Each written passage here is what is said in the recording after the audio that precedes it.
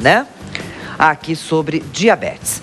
Vamos falar dessa cirurgia lá de Campinas. Vamos lá. Eles descobriram o quê? Na realidade, a cirurgia para redução do estômago, já ela começou por causa da obesidade, né?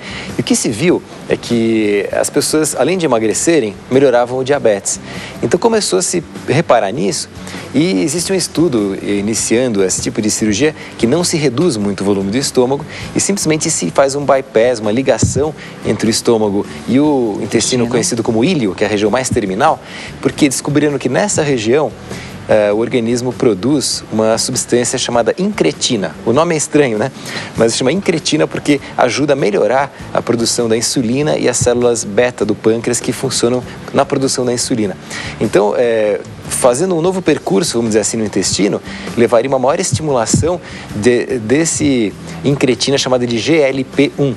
E então essa cirurgia parece ter tido resultados interessantes, são iniciais, positivos, mas de pacientes que já, inclusive, se curaram do diabetes após a cirurgia. Olha que interessante isso. Vamos falar desse equipamento aqui. O que é isso? Essa é uma bomba de infusão de insulina contínua.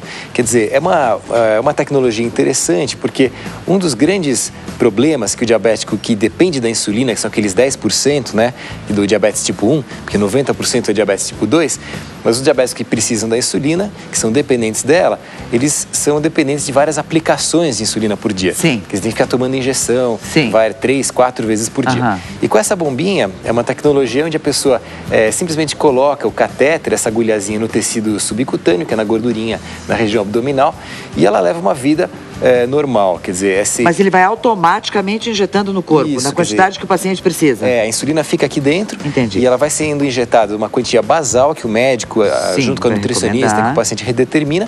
Então, existe um basal para simular o pâncreas, né, como se fosse o pâncreas. E nas refeições, a pessoa aperta o botãozinho e manda uma quantidade um pouquinho maior de insulina para cobrir aquela glicose que vai aumentar pós-refeição.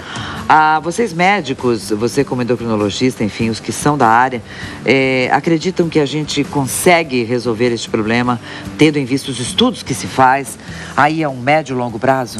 Vai se buscar, vai se encontrar a cura? Bom, os estudos são muito animadores, né? Não só essa tecnologia nova, como os medicamentos novos, né? Que para o diabetes tipo 2 são inúmeros. E agora as células-tronco, né? Então está se estudando as células-tronco com o objetivo de se pegar essas células que a gente chama de indiferenciadas, que são originais, e transformar essas células em células que produzam, em células tipo beta, que produzam insulina, de maneira a se injetar no paciente essas células e que elas então produzam a insulina e a pessoa volte a ter um pâncreas, vamos dizer assim.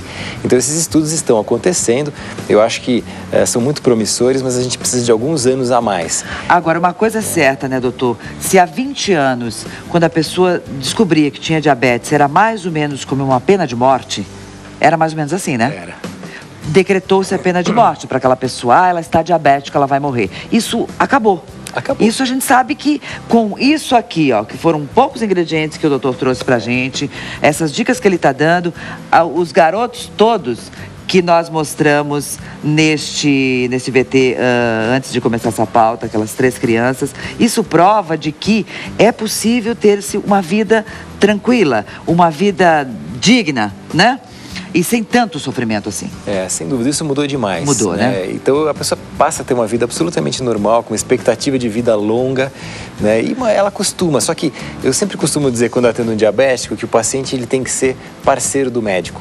Porque 50% é o médico, mas 50% é o paciente. Ele tem que ajudar, ele tem que se automonitorar e tem que existir uma parceria, né? Não é aquela relação tanto médico-paciente, mas de parceiro. Isso é fundamental. Isso é importante. O doutor coloca de você ser realmente parceiro do seu médico, né? Eu tenho um recadinho lá com o meu querido Castilho, bom dia.